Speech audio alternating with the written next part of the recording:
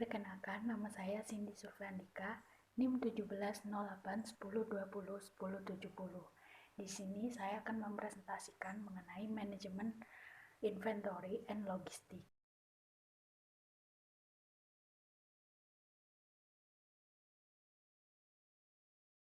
Nah, yang pertama kita akan membahas mengenai pengertian dari manajemen inventory dan manajemen logistik.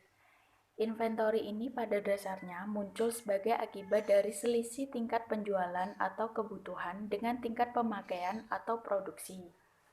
Kemunculan dari inventory ini meliputi 3 hal. Yang pertama, inventory bahan mentah. Muncul karena penggunaan bahan mentah lebih sedikit dari pengiriman bahan mentah oleh pemasok. Yang kedua, yaitu inventory barang jadi. Muncul karena tingkat penjualan lebih kecil dari tingkat produksi.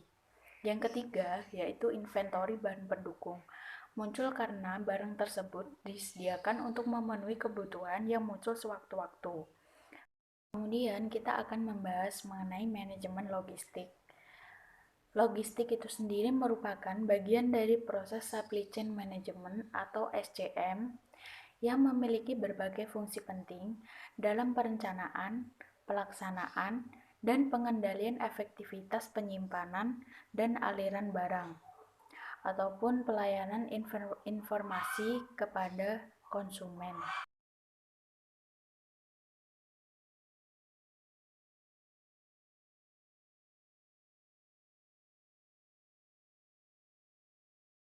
Yang kedua yaitu jenis inventory dan kaitannya dengan demand atau permintaan. Pada proses produksi, jenis persediaan yang berlaku yaitu bahan mentah dan WIP atau work in progress. Pada proses produksi itu terjadi permintaan yaitu dependent demand. Yang kedua yaitu proses operasional. Pada proses operasional ini jenis inventorinya berupa barang pendukung, peralatan untuk perawatan alat atau mesin, kemudian permintaan yang berlaku berupa independent demand. Yang ketiga yaitu proses customer service. Jenis inventory yaitu berupa barang jadi dan spare part, dan termasuk ke dalam independent demand.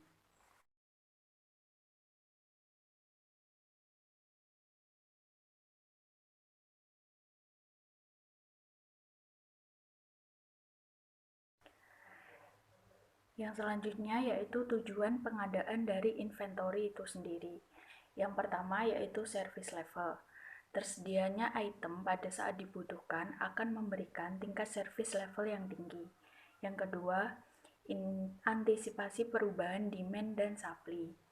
Inventory bahan mentah disediakan oleh perusahaan untuk menghadapi kemungkinan keterlambatan pengiriman dari pemasok.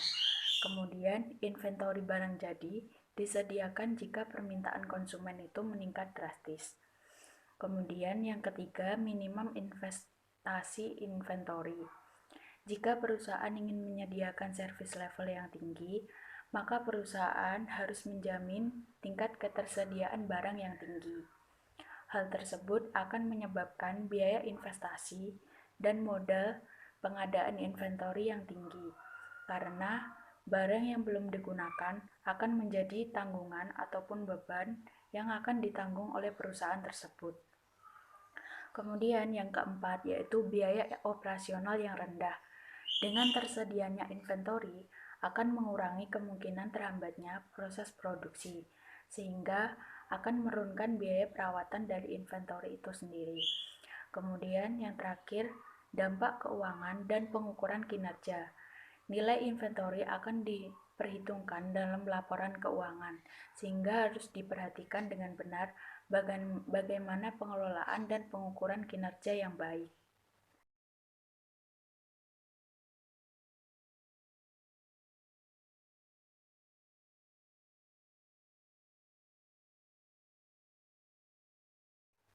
Kemudian yang selanjutnya yaitu biaya inventory.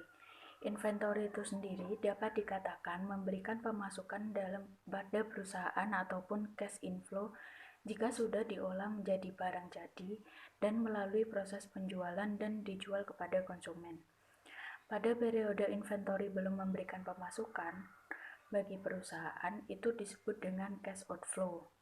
Bahan mentah tergolong dalam cash outflow dan WIP atau work in progress tergolong ke dalam cash outflow, barang jadi tergolong ke dalam cash outflow, dan penjualan ataupun piutang tergolong ke dalam cash inflow.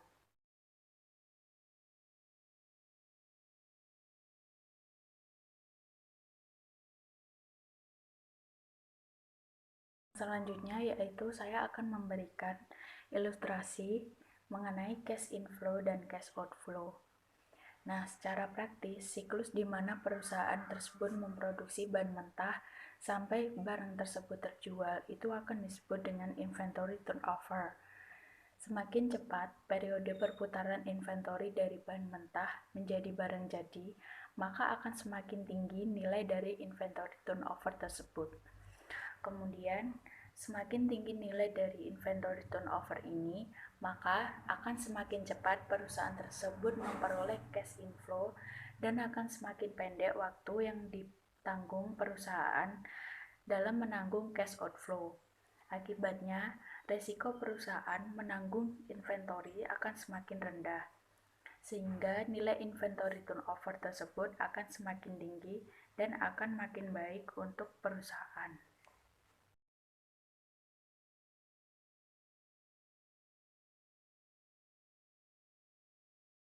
Yang selanjutnya yaitu kita akan membahas mengenai perhitungan dari inventory itu sendiri. Inventory turnover dihitung dengan rasio sebagai berikut. Inventory turnover sama dengan cost of goods sold dibagi dengan average inventory in currency unit.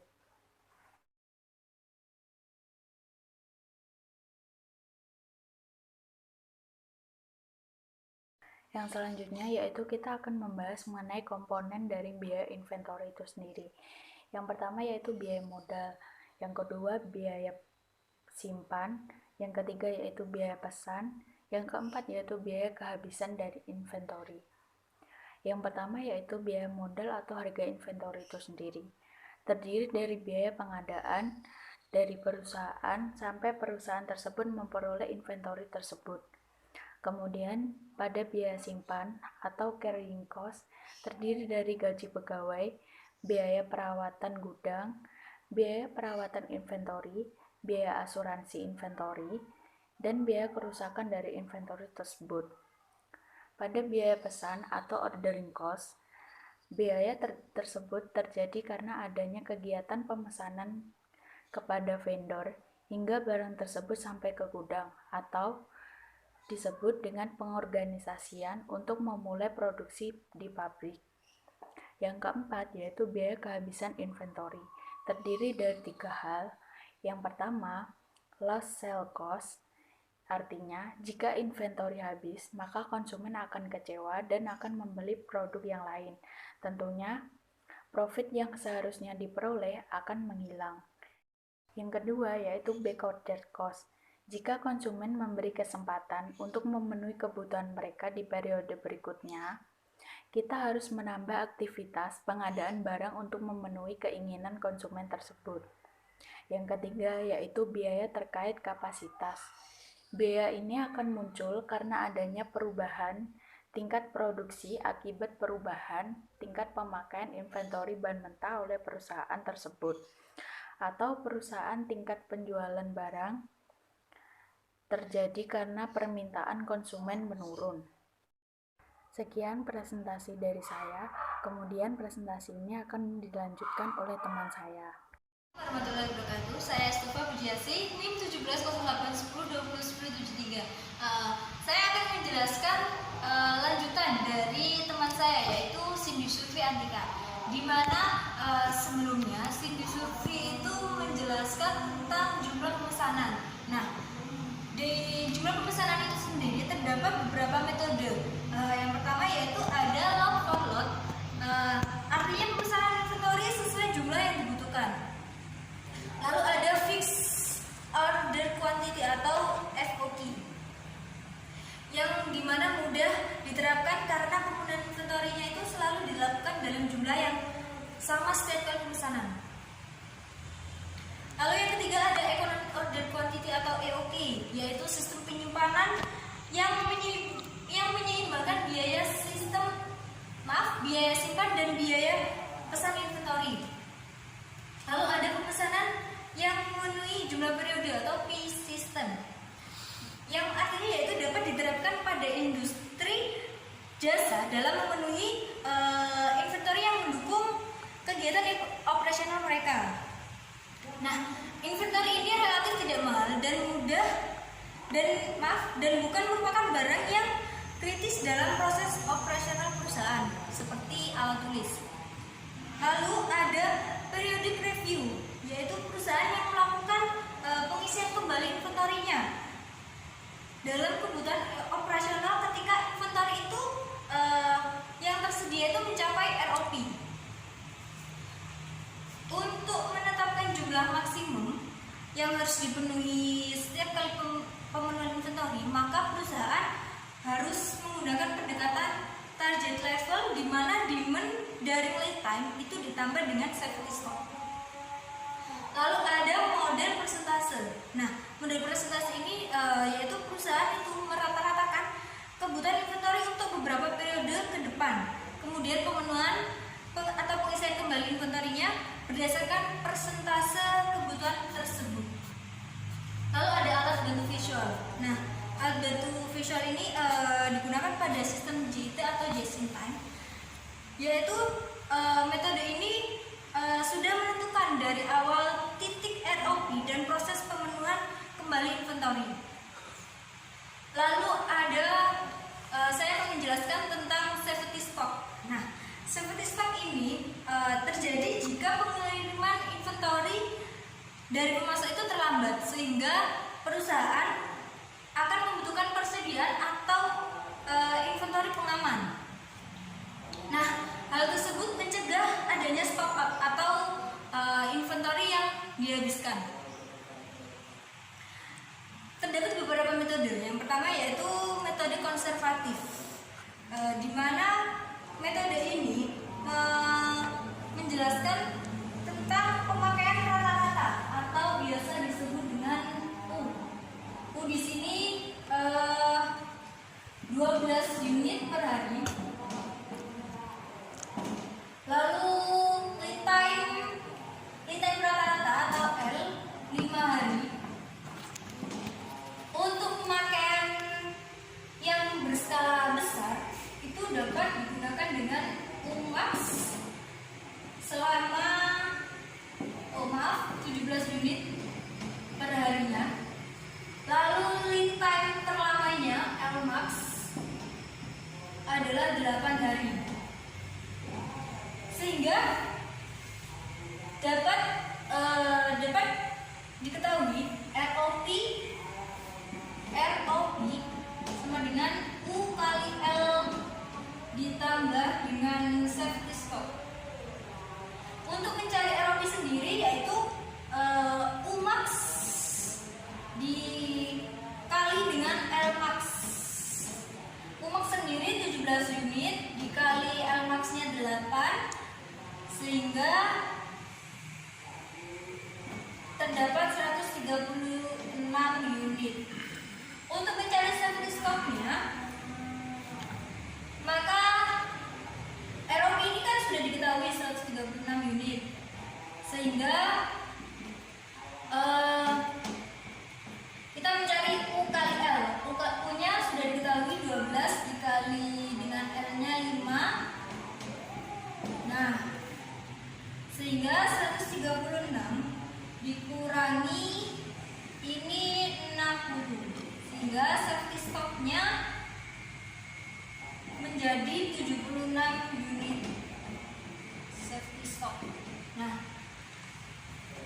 lalu yang kedua yaitu ada metode persentase, di mana persentase ini pacuannya terhadap 30% dari kebutuhan.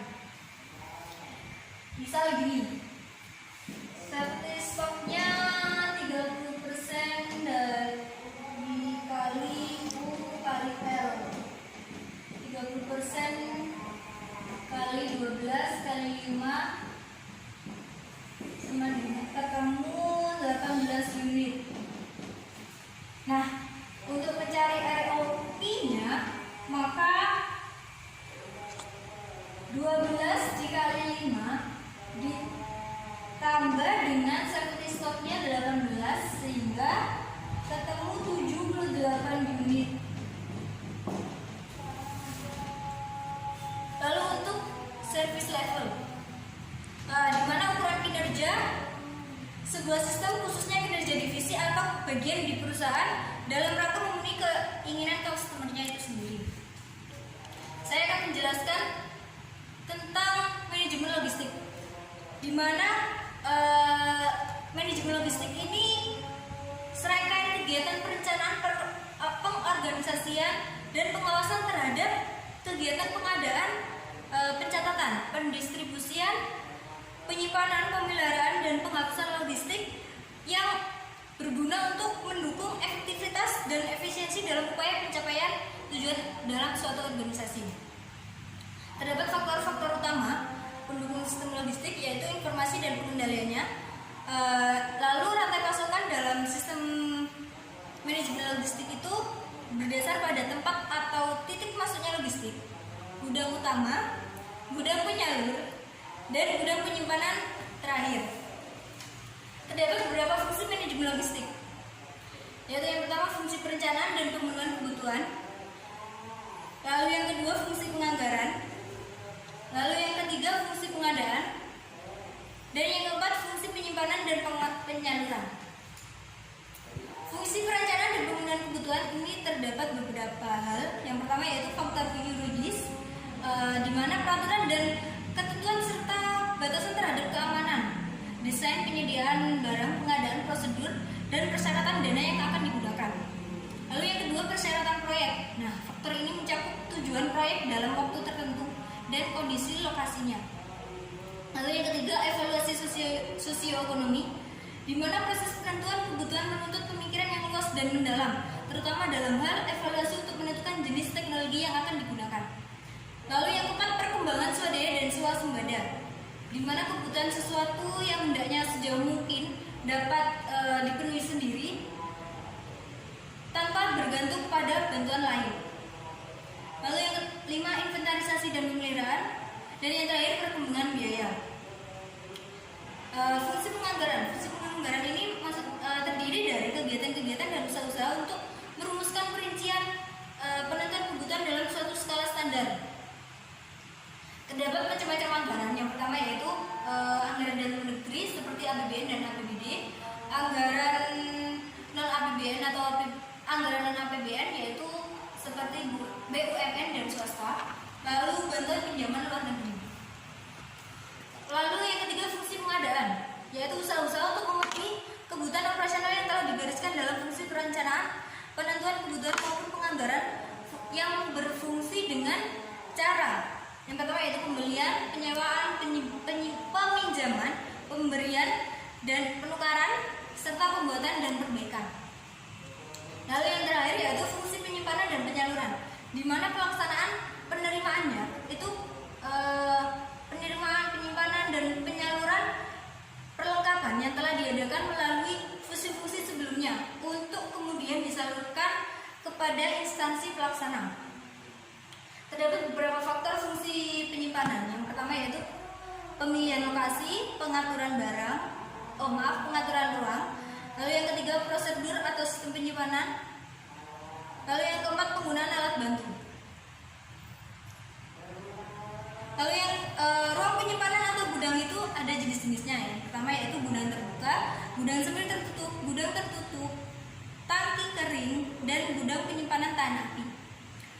Lalu terdapat masalah penyaluran yang dipengaruhi oleh faktor perhubungan dan komunikasi seperti proses administrasi, proses penyimpanan berita, proses pengeluaran fisik barang, proses pembongkaran, dan pelaksanaan rencana-rencana yang telah ditentukan.